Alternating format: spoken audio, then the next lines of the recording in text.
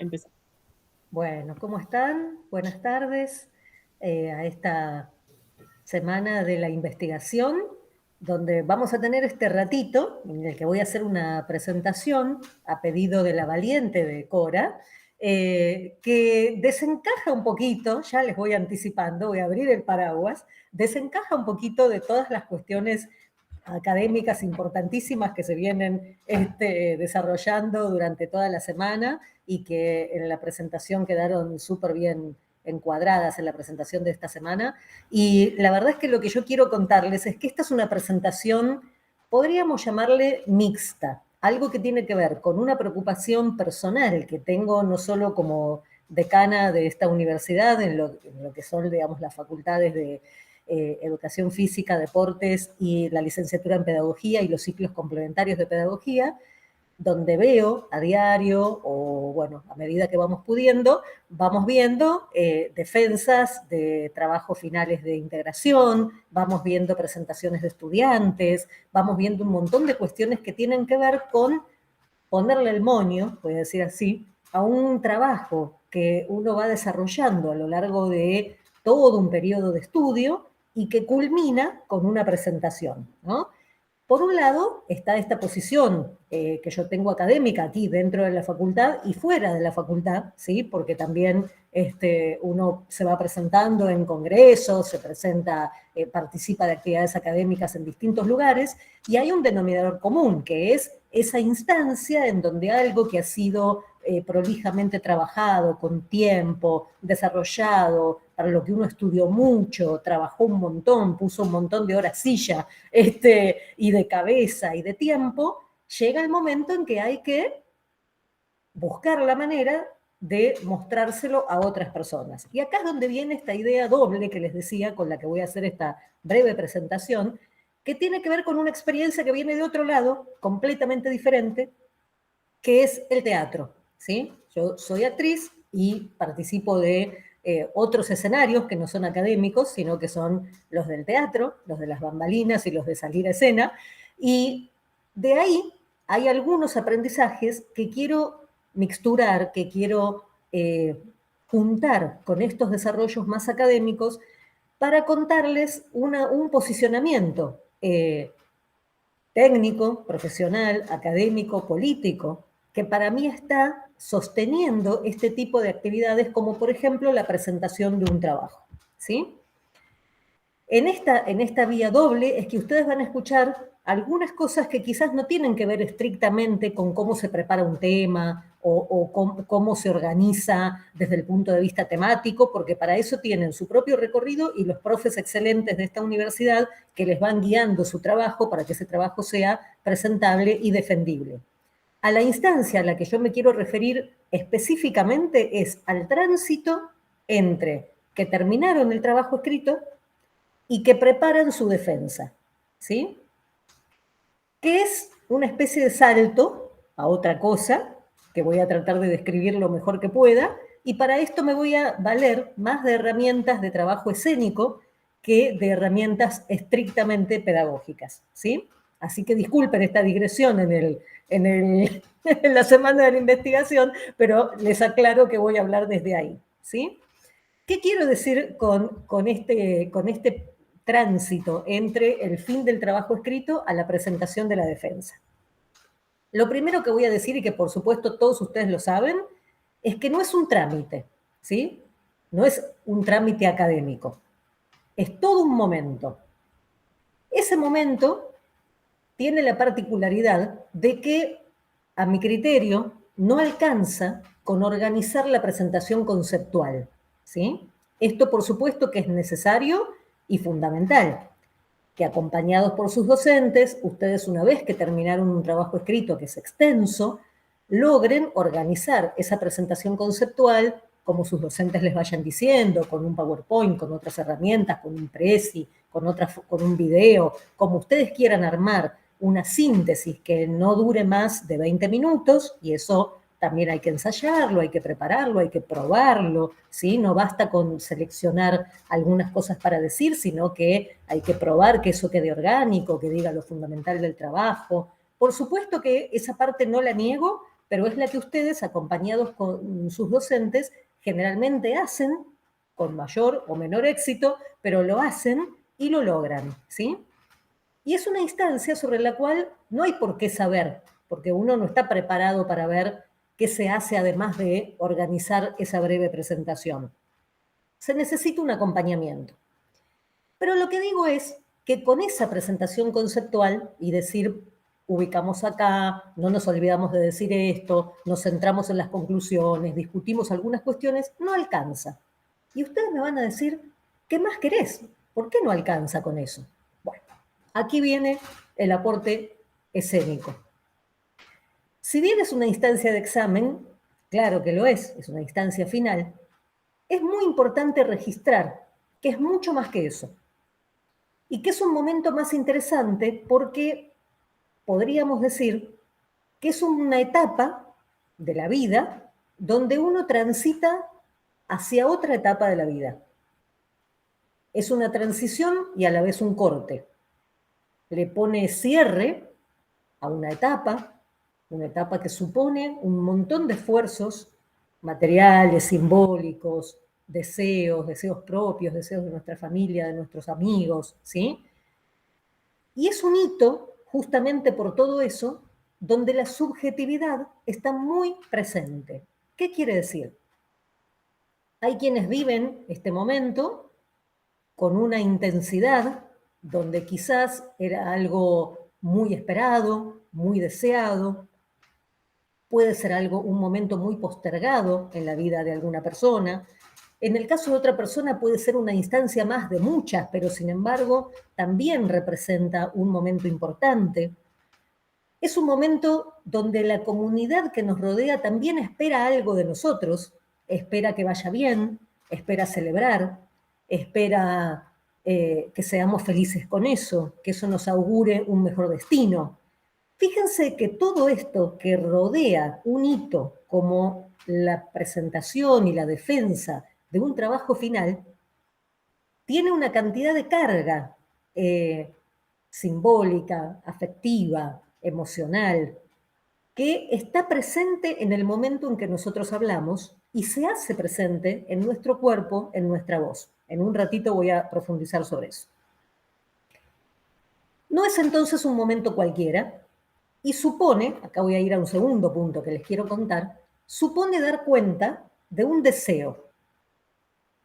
¿Qué quiere decir esto?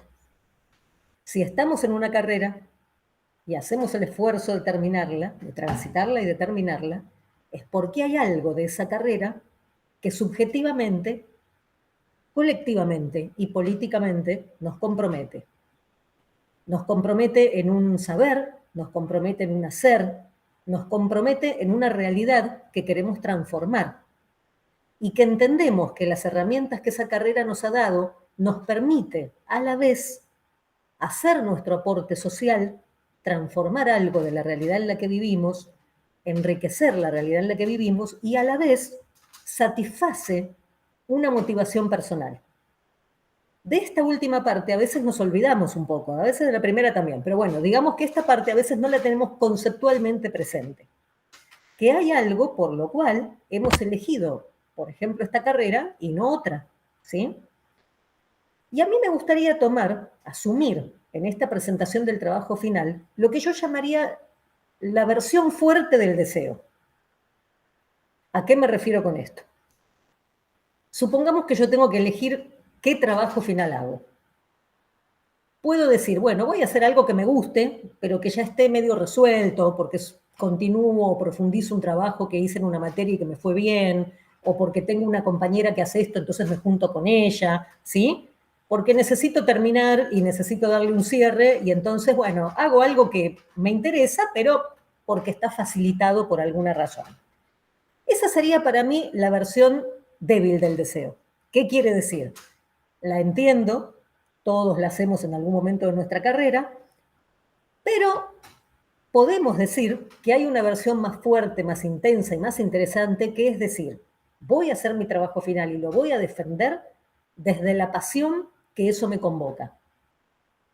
Entonces voy a elegir aquello sobre lo que quiero decir algo, sobre lo que me parece que mi palabra aporta algo distinto, sobre lo que estoy comprometida, o porque me hace enojar, o porque necesito verlo y trabajarlo con otros, o porque de esto quiero una devolución. Entonces, cuando uno elige un tema con ese compromiso, con ese deseo en la versión fuerte, como me gusta decir, tiene otro color, ¿sí? Ese trabajo y esa defensa del trabajo tiene un color diferente. Y aquí viene la cuestión. Si yo estoy sostenida en la presentación de mi trabajo por esa pasión que me lleva a compartirlo, tengo que considerar no solo mi propia subjetividad presente ahí y lo que ese trabajo puede prometer en términos de compromiso social, sino que además tengo que suponer y tengo que ver y tengo que respetar al auditorio que tengo en el momento de la defensa de ese trabajo. Acá viene la tercera cuestión y que voy a ir adentrándome cada vez más en la cuestión escénica. Si tengo un auditorio, hay una escena que armar. ¿Qué quiere decir esto? Me voy un ratito al teatro. Voy a estar detrás de escena esperando para salir. Cuando uno prepara una obra, primera cuestión, es porque hay algo para contar que le parece valioso, ¿sí?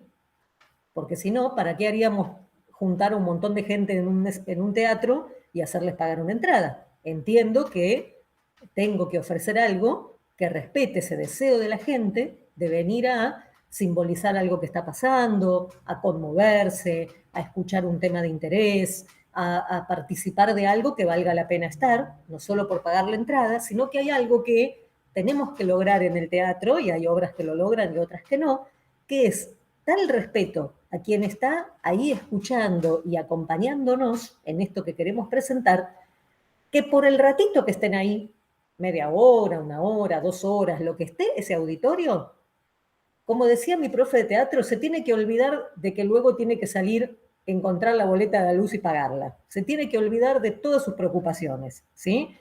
Tiene que cerrarse la puerta, apagarse las luces generales y prenderse las de escena, y tiene que empezar algo que nos gusta llamar algo así como la magia de la expresión, ¿no? Algo que sucede ahí cuando estamos reunidas, cuando estamos reunidos, y que por un momento pone en suspenso todas nuestras preocupaciones de la vida cotidiana.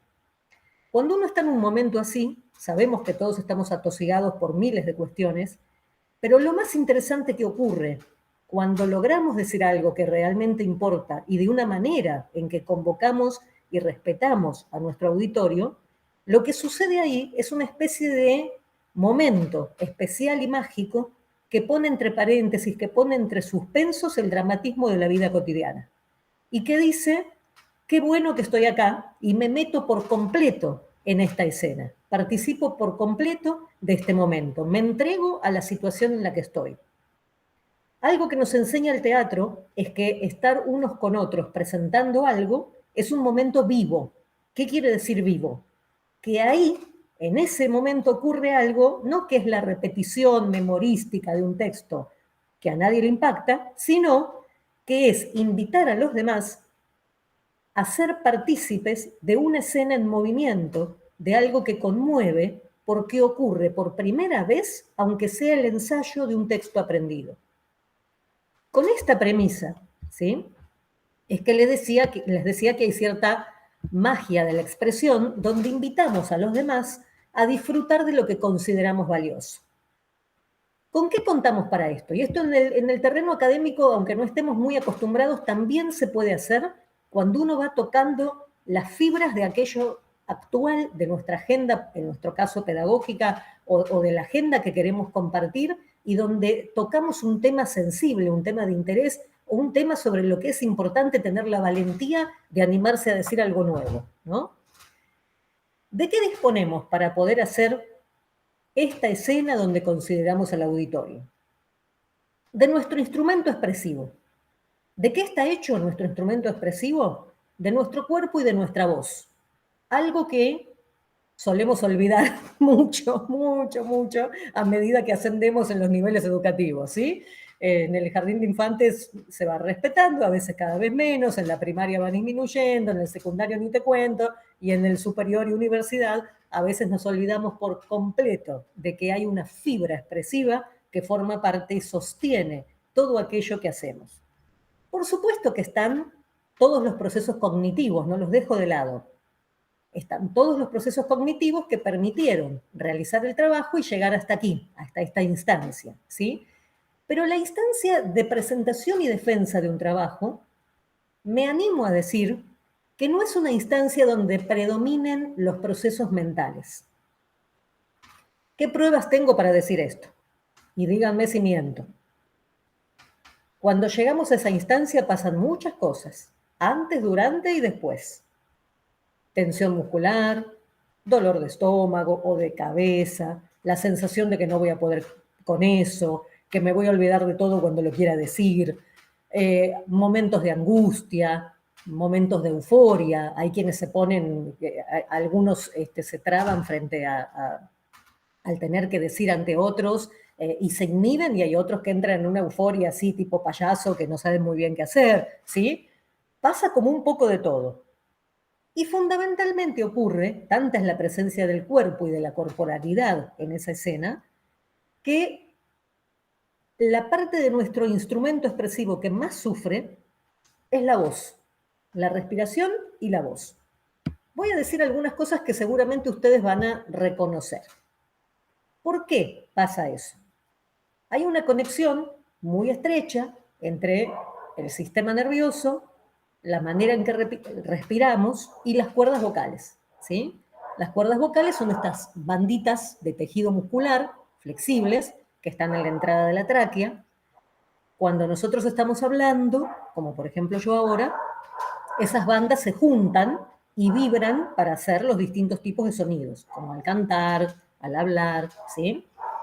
El resto del tiempo, cuando no estamos hablando, esas cuerdas vocales se encuentran como relajadas en una posición abierta para que podamos respirar normalmente.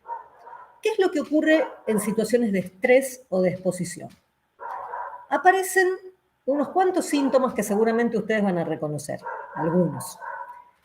Puede aparecer una voz un poco más jadeante, algún síntoma de tos. Por ejemplo, esto, ven que estoy con mi vasito de agua, porque aparece el síndrome de lo que sería la boca seca o la garganta seca, así que me tomo mi agüita. Puede aparecer algo de ronquera, de respiración ruidosa, puede perderse algo del tono vocal o ponerse muy agudo. Vieron que a veces uno está nervioso y la voz como que silba, como así, se va como un poco para arriba. A veces hay una necesidad de tomar como bocanadas de aire muy frecuentes, como si nos fuéramos a ahogar. Pero esa sensación de ahogo no es real, no es que nos estamos ahogando. Es producto de que por el estado nervioso las cuerdas vocales se cierran un poquito y el aire se acumula en la panza. Entonces, lejos de tomar mucho aire, lo que hay que hacer es al contrario, largar, ¿no? Como tratar de relajar ahí. A veces hay una incapacidad de hablar con el tono de voz nuestro, se achica el tono, aparece la necesidad de aclarar la garganta, por ejemplo, hacemos como todo el tiempo, ¿sí? ¿Qué quiero decir con esto? Esto no es, y en esto quiero ser muy clara, una cuestión que tengamos que adjudicar a la incapacidad personal o psicológica. No vale decir, se los digo así, no vale decir es que a mí no me sale, es que yo no soy para esto, es que me pongo nerviosa, es que... No es eso. A todos nos pasa de alguna manera y en algún punto de nuestra corporalidad. Digo que es normal en el sentido de que es una respuesta del sistema nervioso a la situación en la que estamos formando parte y que por lo tanto requiere un trabajito previo para atenuar esos efectos de los nervios en el momento de la presentación. No solo porque tenemos que crear un momento interesante para nuestro auditorio, sino fundamentalmente porque ese momento es tan importante para nosotros, es un hito en nuestras vidas que merece ese estado de ceremonia. ¿Qué quiere decir ceremonia? ¿Y cómo hay que trabajarlo? Armar una ceremonia para un momento especial significa interrumpir el continuo de la vida cotidiana. Me preparo para esa instancia, ¿sí?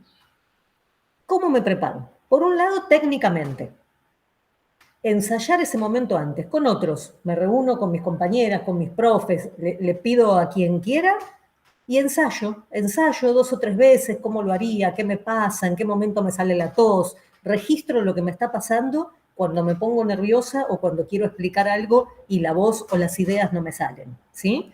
Presto atención a eso, lo hago varias veces de distintas maneras, me tomo un tiempo, me tomo un ratito para respirar, para cantar, no importa si canto bien o mal, pero para darle lugar a la voz de que salga, de que se entrene, de que tenga un espacio y un tiempo antes de empezar a explicar, ¿sí? Insisto, no tiene que ver con hacerlo bien o hacerlo mal.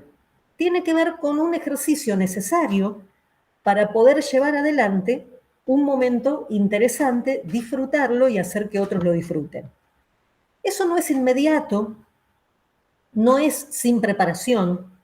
Tenemos que darle un registro y tenemos que darle un lugar a la altura del texto y de los contenidos. ¿Sí? Tiene tanta importancia como eso. No estamos acostumbrados en la formación a que estas cuestiones tengan un lugar tematizado, organizado, preciso y de ensayo. Generalmente cortamos en los contenidos y su organización. Pero esto es fundamental porque hace, y sobre todo les diría, en, en nuestro trabajo docente, es indispensable. Esto vale para cualquier carrera y para cualquier presentación, pero particularmente quienes nos dedicamos a la educación, todo el tiempo estamos con otros y todo el tiempo estamos haciendo uso de nuestro instrumento. No por nada, una de las enfermedades más comunes en la docencia tiene que ver con los trastornos laringios, con las enfermedades de la laringe, donde se alojan las cuerdas vocales, que hacen que tienen que ver con que son el primer lugar de recepción de todo lo que sería una respuesta del sistema nervioso a las situaciones que ocurren. ¿Cuántos docentes conocemos y en nuestra propia experiencia que ante un grupo difícil que tratábamos de coordinar o donde tratábamos de enseñar, o ante una situación en una reunión de padres, o ante una discusión intensa en una sala de reunión docente, nos hemos quedado sin voz? Se nos cerró la laringe y nos quedamos difónicas en el mismo momento, ¿sí? Esto sucede y no tiene que ver con que yo me pongo nerviosa, tiene que ver con una respuesta humana a una situación que produce eso. Entonces, además de una serie de ejercicios y de ensayos que podemos hacer y que tenemos que hacer antes de un momento tan importante en nuestras vidas, hay unas transiciones que es importante generar. Por ejemplo, cortar lo antes que uno pueda. Habrá quien puede 15 minutos antes, habrá quien puede media hora antes, habrá quien puede tomarse unas cuantas horas para hacer un corte con las preocupaciones cotidianas y disponernos a ese momento. Tomarnos algo rico, comer algo rico, estar con otros, disfrutar, ver algo que nos gusta, poner música y entrar en una transición para darle valor a ese momento que vamos a vivir. También es importante prever algún tipo de celebración para cuando termine. ¿Qué voy a hacer? Y no me refiero a tirar la casa por la ventana, ¿sí? Me gusta tomarme un vino, una cervecita, me gusta llamar a alguien y que me acompañe, me gusta invitar a mis amigues cuando voy a hacer la presentación para que estén conmigo, pido permiso y lo hago, ¿sí? Darse ese momento de disfrutar a modo de celebración cuando podemos transitar esa instancia. Y fundamentalmente les diría, confiar en que el deseo de estar ahí, el deseo de producir, el deseo de trabajar, nos sostiene en ese momento. Nos va a sostener. Hay que poder confiar en eso y darle lugar. No reprimir el susto, no reprimir la ansiedad, no reprimir los nervios, sino todo lo contrario. Saber que existen, que son normales y que tienen un lugar en ese proceso de aprendizaje, en ese proceso de exposición, que vale lo mismo que los contenidos curriculares o que los contenidos del plan de estudio que yo tengo que demostrar que sé. Si nosotros concebimos esto, les aseguro, si lo tenemos presente, si lo trabajamos, si lo amasamos, les aseguro que esa instancia es muy rica para todos los que formamos parte, ¿sí? Porque hay algo que se escucha cuando uno oye una presentación, más allá de lo que la persona dice. Esto ustedes lo pueden ver en los discursos de la política, lo van a ver en los discursos no solo en el teatro, quiero decir, o en el cine, ¿sí? Lo van a ver en el discurso de cualquier persona. ¿Qué es lo que hace que a algunas personas uno les cree y con los profes pasa lo mismo? ¿Por qué uno se emociona y se fascina y a algunas personas les cree cuando habla y a otras no? Porque hay un registro de la palabra que no es el del discurso, que es el que está sosteniendo afectivamente, en cuerpo, en emisión vocal, en vibración, la veracidad de eso que digo. ¿Sí? Pueden hacer una comprobación muy fácil. Cuando un político miente, pues tienen con quién hacer el ejercicio. Cuando un político miente, van a ver que hay como un desacople entre lo que dice, dónde pone la mirada, cómo se le afina la voz, o cómo se le pierde, o la cantidad de veces que hace como una duda, ¿sí? Analicen los discursos y van a ver que hay cuestiones técnicas específicas que hacen a la credibilidad y a la cohesión de eso que se está diciendo. Entonces eso es algo a lo que le tenemos que dar una importancia, yo se la daría directamente en el plan de estudios, digamos, me encantaría poder proponer todo un espacio de trabajo para nuestros planes de estudios que tenga que ver con reconocer el lugar de nuestro instrumento expresivo como seres humanos en la formación. Bueno, voy a cortar aquí para no extenderme mucho. Si alguien quiere comentar algo o hacer preguntas, aquí estamos.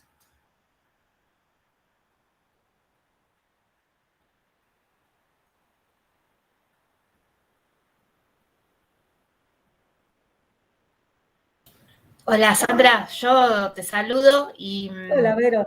¿cómo estás? Estuve haciendo difusión de la charla y la verdad es que temprano fue y después me di cuenta que era un Meet que en realidad estaba siendo un poco más resguardado, entonces en la difusión no salió y hubo interés.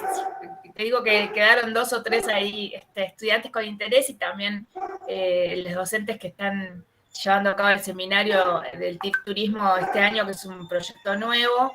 Así que este video con tus recomendaciones, más allá de esta utilización que se pueda hacer en los compañeros y las compañeras acá presentes, seguro que va a poder ser replicado y va a ser un insumo valioso para los profesores y las profesoras del seminario TIF Turismo que ya me lo pidieron, así que por eso estoy acá y te saludo y la verdad es que te felicito por la iniciativa porque es un tema que, una de las tantas cuestiones importantes a la hora de animar, de animarse para poder lograr este paso final que tiene que ver con el trabajo integrador. Así que bueno, era eso por lo que pasaba para acompañar.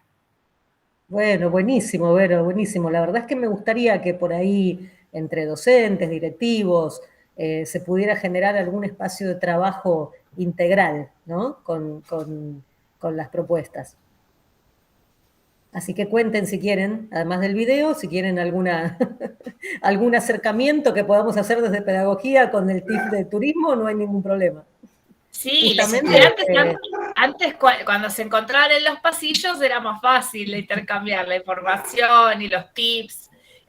Bueno, y en algún momento, bueno, sabemos que el turismo con deportes también estuvo juntos, así que también, y además algunos se conocen porque también cursan idiomas, bueno, hay claro. instancias, desarrollo emprendedor, así que entre ellos circula más la información de lo que nosotros podemos imaginar, y bueno, ahora, bueno, pandemia mediante, igualmente hay circuitos informales que también son importantes para que bueno, puedan tener información correcta y que la verdad es que se sepa que estos son todos distintos dispositivos de ayuda para colaborar para que puedan llegar a lograr lo que tanto quieren.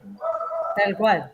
Bueno, Rita, acá que es coordinadora del CCC, tiene amplia experiencia en TIF, y de hecho hay un equipo del CCC que está preparando una presentación para mañana, que ya la preparó, para mañana a las 14 horas, que por ahí estaría buenísimo también que se sumen, porque van a estar las compañeras y compañeros del CCC haciendo una presentación muy interesante. Y hay otra presentación también del profesorado de Educación Física el viernes a la mañana. Así que se ve que este es un tema que nos está convocando a las distintas facultades desde distintos ángulos de trabajo, ¿no? Desde distintas aristas. Y me parece que está muy bien que podamos, las carreras que tenemos más tradición o las que tienen menos tradición de preparación, acompañamiento y presentación de TIF, estaría bueno que juntemos esfuerzos y perspectivas. Sí, la verdad que sí. Y además que avancemos porque era un tema bastante invisibilizado, como vos decís, ¿no? Bueno, que tiene que ver con determinadas lógicas de la modernidad, también de cómo uno construye el conocimiento, los posicionamientos epistemológicos, ¿no? Identificar, separar, tratar siempre está muy presente en la educación. Y callar, podríamos agregar, ¿no? Con esto de la voz que trae Sandra. Me parece valiosísimo, ¿sí? Y también se podrían abrir algunas líneas para que esos ensayos se hagan entre estudiantes, me parece. ¿Y por qué no, Verónica, entre carreras estoy pensando? Ahora quizás también tenemos una preocupación porque este momento por la pandemia quedó muy en soledad para los cursantes. ¿Sí? Nosotros, bueno, tenemos el TIF, se realiza al final de la carrera, ya terminaron de cursar, entonces, bueno, hay un acompañamiento interesante entre los cursantes, pero, bueno, no es tan asiduo, ya no hay una clase concreta, un encuentro concreto, excepto que se paute, ¿sí? Entonces, bueno, y con la pandemia eso lo comentan algunos, ¿no? Como esta necesidad de poder verse, encontrarse. Así que me parece que ahí tenemos, me encantaría este ensayo, y más pensando en el CCC, que ya son docentes, también esto, para poder trabajar ese lugar de comunicación hacia la comunidad. Nosotros vemos que ahí hay una vía que nos interesa mucho de construcción de política pública, en eso que denominamos el hacer escuela. Así que Sandra va más allá del TIF, lo que decís es muy potente para un maestre, ¿sí? Va más allá del TIF, va por ese lugar cuando uno se para en el patio, cuando conversa a la salida, ¿sí? Con las familias, hasta cuando administran las entrevistas en el propio trabajo TIF. Así que bueno, es un campo sumamente valioso. Yo te agradezco mucho el estilo, me parece que es un aporte desde el lenguaje que utilizaste, la expresividad, me parece que, bueno, que abre una dimensión muy necesaria. Gracias, Rita. Y pensaba en esto, construyendo con ustedes, ¿no? Esto que decían Rita y Verónica, hay algo interesante de reunir alumnos de carreras diferentes, que es bien la situación de los docentes con la familia, por ejemplo, que es que a veces uno en su propio mundo hay explicaciones que no da o hay recursos que no busca porque sobreentiende que el otro entiende. En cambio, cuando uno tiene que hacer el esfuerzo de explicarle, supongamos un tema de pedagogía a alguien de turismo, ¿sí? O algo de turismo a alguien de pedagogía, hay un esfuerzo extra que es que uno lo hace y a veces si no, no se da cuenta de hacerlo, que es el de ser más rico en la presentación porque no supones que el otro va a comprender de inmediato o porque no tiene lo previo como para decir, me entiendo con dos palabras, ¿no? Entonces me parece que ese es un ejercicio interesante porque es un ejercicio de otredad que es fundamental en nuestra concepción política de lo que hacemos aquí, ¿sí? Como decía Rita, cuando uno habla con una comunidad, es muy importante ejercitar la práctica de la otredad en la presentación, ¿no? En la presentación, en el estilo. ¿Por qué? Porque si no uno supone que habla siempre entre iguales. Y no me quiero ir para otro lado, pero este es un problema que tenemos en la política, ¿no? Digo, hay algo que uno a veces no hace el esfuerzo de hablarle a quien no piensa lo mismo y a quien no parte del mismo lugar. Y ese es un ejercicio que en la democracia tenemos que poder hacer, les diría que un ratito todos los días, algo así, por prescripción, una cosa semejante, ¿no? Yo no me quiero extender demasiado, pero me parece que la apertura de este espacio tiene que ver, tal como dice Rita, con ubicar resonancias de un posicionamiento en distintos lugares, ¿no? Que me parece que podríamos empezar a instalar y a debatir, ¿no? Y dejaría solo un comentario, además por si algunos docentes quieren sumarse, te podemos armar un grupo, ¿sí? en el campo de la investigación educativa hay toda una corriente que son las epistemologías de las artes, que realmente son sumamente innovadoras, proponen otras aperturas, muy parecido a lo que nos parece al escucharla a Sandra, que también, ¿no? No sé, me parece que forma parte, es una hipótesis de los epistemicidios que dice Boaventura Sousa Santos, ¿sí? Es decir, son esos conocimientos plebeyos, ¿sí?, que han sido degradados y corridos de la escena de la investigación. Así que me parece que acá hay varias puntas, ¿sí? Y esta es una de ellas. Así que muchas gracias.